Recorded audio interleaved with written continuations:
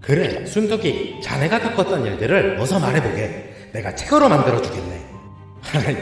아따 성님, 그게 그렇게 궁금하요. 한 3, 4년 전쯤인가 그날도 흑산도 홍어를 사려고 배 타고 나갔는디 1801년 24살의 건장한 청년이었던 문순득은 홍어를 사러 흑산도에 갔다가 우이도로 돌아오는 길에 큰 풍랑을 만나게 됩니다. 그렇게 약 보름 정도 표류한 끝에 구사일생으로 외딴섬에 도착하게 되는데 그가 도착한 곳은 류큐 왕국, 즉 지금의 오키나와였습니다.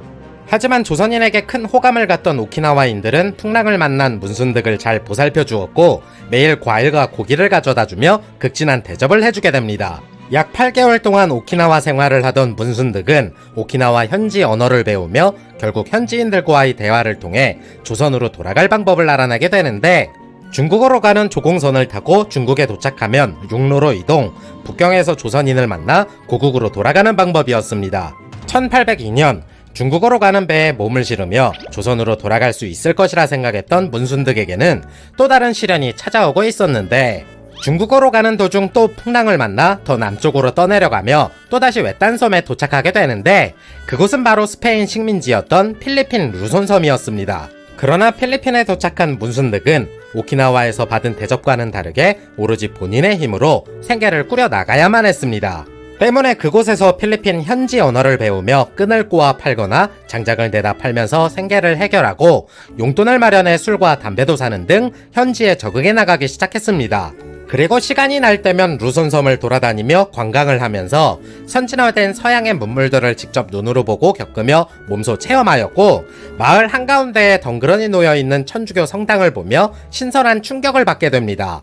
1803년 결국 필리핀에서 마카오로 가는 상선을 얻어 탄 문순득은 간신히 중국에 도착해 육로로 난징과 베이징을 거쳐 중국 대륙을 종단, 1804년이 되어서야 고국인 조선으로 돌아올 수 있었습니다. 이듬해 1805년 약 3년 만에 고향 우이도로 돌아온 문순득은 다시 홍어 장수일을 시작했고 또 홍어를 사러 흑산도에 들렀다가 그곳으로 유배와 있던 정약전을 만나게 된 것입니다. 와, 진짜 너 대단하다. 이런 경험은 조선에서 너가 처음이니까 별명은 천초라고 하자. 아이고 고맙습니다 성님. 제 인생이 쪼까 판타스틱합니다.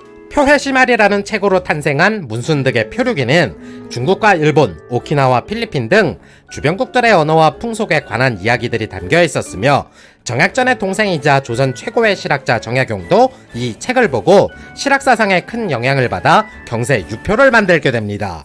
아무튼 당시 문순득이 조선으로 돌아오기 전 제주도의 어느 나라 사람인지도 모르고 말도 안 통하는 까무잡잡한 동양인 무리들이 표류하게 됩니다.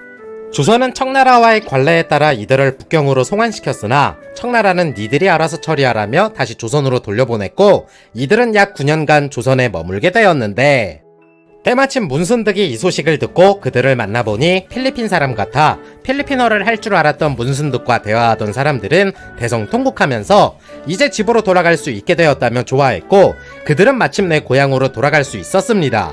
결국 조정에서는 문순득의 공을 치하하고 종이품 가선대부라는 명예직 품계를 하사했으며 그는 순식간에 일개 어부에서 양반으로 사회적 지위가 급상승하며 후대에 이 일화가 널리 알려지게 됩니다.